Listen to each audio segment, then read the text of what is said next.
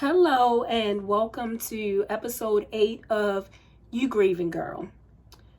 Today I want to take you through a practical checklist of things you can do as you start your grief journey or are already on it. So, you lost someone. Now what? You are now strapped in on this roller coaster we call grief. It's full of highs and lows, loops and twists and turns, and everything in between. So I'm going to share a few things with you that I've learned over the few years and these last few months. The first thing that I want you to do is to just take a deep breath. You probably have a million thoughts and feelings that are going through your mind right now. And you, if you're anything like me, you feel overwhelmed. So even if you have a calm exterior, you're probably going through something inside that only you know about. So I want you to take a moment and just take a nice breath. Number 2, I want you to accept help that may be offered to you. In the beginning and throughout your journey, there will be people who offer to help you. Don't be the person that thinks you can do everything and you don't need any help, because trust me, I have been there and I made life more stressful for me when I could have gotten some help for some of the things I need. I know that it can be very difficult to admit sometimes that you need help, but these people who are offering these things, and who really cares about you, they are genuine. And so when you have someone offering you that help, make sure that you take it, because it'll be helpful to you, and also for that person who may not know what to do for you in your grief. They'll feel useful and feel like they're helping you, and it will be a comfort to both of you. Another thing, when you are ready, and I stress this, when you are ready, make a list of all the things that you need to do, and this is all surrounding your loved one or taking care of everything. A list can, number 1, keep you on task, tell you the things that you may need help with, and it's comforting, at least I know for me, to be able to check off a list that I've completed these things. And those things that are on your list and those responsibilities will vary, whether it's a spouse, a friend, a parent, or a child. There, some of the things that you may have to do overlap, but in each situation, you may have something that you need to deal with specifically. So having a list will help you be mentally prepared to tackle what you need. For example, for my mom, I had to plan her funeral, and because my dad was out of it. So in hindsight, I wish, number 1, I could have delegated some more things, and also didn't feel like I was just flying off the handle by myself. Now for my dad, everything was a little bit different, because my brother was here to support me through the process. And I had to plan the funeral and make those kinds of decisions. I had to pick out a plot for him. I became the executor of his estate, so I had to take care of his accounts, call the utility companies, and all those little things. So there are a lot of mini tasks a lot of time that you will need to complete. So being able to look and see, I did this, or even putting a due date can be very helpful because it helps you keep track. And I put it in my phone, and for those important things that I really want to make sure I don't miss the deadline, I set a reminder in my phone. And just those little things, because when you're grieving, sometimes you're out of it, and sometimes you don't know if you're going or coming, but that list is there for you, and it can really be helpful. Another thing is outsource when you can. If somebody else can do it, let them do it. You don't have to do every single thing. And your mental, physical, and emotional health right now is very delicate. So whatever you can get someone else to do, and it's as long as it's not something legal that you have to take care of, let somebody else do it. It will really benefit you. And remember, these lists can change. Your needs will be ever changing from that first initial time, the first week or 2 weeks. You have one set of things that you need to achieve. But then as you move on, there will be other things. And so don't try to do everything all at once. I've experienced this a couple times, and this time I am doing my best not to rush myself through the process. It's a struggle for me to take my time, but I know that in the long run, I'm going to appreciate the time that I've taken. For example, cleaning out my dad's room. It's been months since he's been gone. I was able to get some things out, things that we discussed prior to his passing. But you know what? His same sheets are on his bed. His dirty clothes are still rolled up in a corner. And I'm okay with it. I have to take my time and do it when I can. I refuse to put pressure on myself. And I need you to not put undue pressure on yourself, because that's a lot. You know, in our mind, we say, oh, you still have those same sheets on there. Oh, you haven't picked up those dirty clothes. But remember, that is the person's belongings that you care about. And so it may not be easy. I go in his room when I can, and I straighten up, or I get rid of stuff, or sometimes I may go through papers, and then when I'm tired and overwhelmed, I say, okay, that's it. And I may not go in there for weeks, but it will happen eventually. It took my dad 4 years to start cleaning and clearing out some of my mother's things. And he still wouldn't do some of it. And some of my mother's things are still here right now. So, and she passed away in 2016.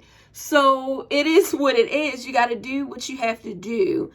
And just to reiterate, don't try to do things too fast. Take your time, because if you move too fast, you might regret it. You may throw something away that at that moment you're like, I don't want to see this. I don't want to deal with it. Oh, I don't want this. But then a month from now, you may be looking for it. Or if you didn't throw it away, you may look at it and realize it's something that you really cherish and you wanted to keep it. Or you may say, hey, don't care, don't need it, and chuck it. But either way, just give yourself those options. Just don't rush it. And don't let other people impact your decision making. I know sometimes we'll let people influence us. Oh, you need to clean up, or you need to hurry up and take care of it, or you still haven't done that. You know, it's your life, and you're the one that has to walk through this grief. No one can walk that for you. So you need to do what's best for you, and the most safe and effective and not draining way is possible. Just do what feels right for you. So we're at the part where you get this from me every episode, and I'm going to say it again. Please take care of yourself. I will always encourage you to self-care. You are the most important person right now. Even if you have a spouse or children or someone that depends on you, if you are not well, you can't flourish. You won't be able to do the things that you need. So remember to just take those moments for you. Work out, read a book, binge watch your favorite show. I don't know, go for a drive, just anything. And one thing that I started it with my mom and then I stopped, and I'm currently doing it now. I encourage you to journal. Being able to get your thoughts and feelings out in a safe, effective, non-judgmental way is crucial. Being there with your own thoughts and really being able to express yourself is a wonderful feeling. So I encourage you, as a part of your self-care, whatever that release, if it's journaling, if it's writing, if it's a coloring book, whatever that is, just find it so that you can get that release. Another important part of self-care is making sure you're getting enough sleep. I don't know about you, but if I don't get sleep, I'm grumpy. And the longer I don't sleep, the more the day-to-day things kind of get to me and make me more upset or sluggish, or I get irritated easier. So make sure, I know that it can be hard to get a good night's rest. So for those of you who can just sleep on a whim as soon as your head hit the pillow, I am jealous of you. But for those of us who may struggle or have struggled with sleep, and this is before experiencing loss, do whatever you need to do. Unwind. Turn off your technology. I had to set alerts. I guess they're not really alerts, but for my phone to not let me be able to use certain apps after a certain amount of time in the evening, making your screens dim, not watching TV right before bed, just little things like that can help you sleep, and it will help you actually have a better focus for whatever task you have on hand. Another thing, along with getting the proper sleep, is getting proper getting proper rest again. Eating a proper meal. Now, your appetite may have went away, or you may only want junk food. When my dad died, my appetite went away, and then the only thing I wanted was Oreo cookies and ice cream. But it's really important for you to find your balance. And if you don't want to eat a lot of food, eat a piece of fruit, eat a vegetable, eat your a little bit of your favorite food. If you don't see yourself being able to eat right now, drink a protein shake, or a smoothie, just something to have on your stomach. Now, I also have a message for those of you who are supporting someone that is are grieving. If they don't want to eat, you don't have to hound them. They will eat when they're ready. you can make them a small, healthy meal. You want to bring it up to them every now and then and say, hey, did you eat? But trust, when the shock of the grief, initial shock of that grief passes, they'll eat. They will eat, or eventually they'll be like, you know what? I'm starved. Let me go eat a sandwich. I promise you, their appetite will eventually return. And when you pressure them, I know when people were trying to make me eat, I felt ill. Like, I felt nauseous. So I really could only eat a few bites here or there. And that's just because people wouldn't leave me alone. And it can be annoying. I mean, people don't want to say it and they want to be nice, but like, they'll eat. Leave them alone. They got it. They got it. They're going to be okay. And the last thing that I want you to remember, if you don't remember anything else I say, or that I'm completely insane, trust your instinct. Do what feels right for you in that moment. Even in the midst of this pain and stress and frustration and anger, your body knows what it needs. So if you're feeling overwhelmed and you're like, I can't figure out what to do, I'm not organized, my thoughts all over the place, get someone that you trust to help you work through the things that you need to do and work your way through it like that. Don't fight it.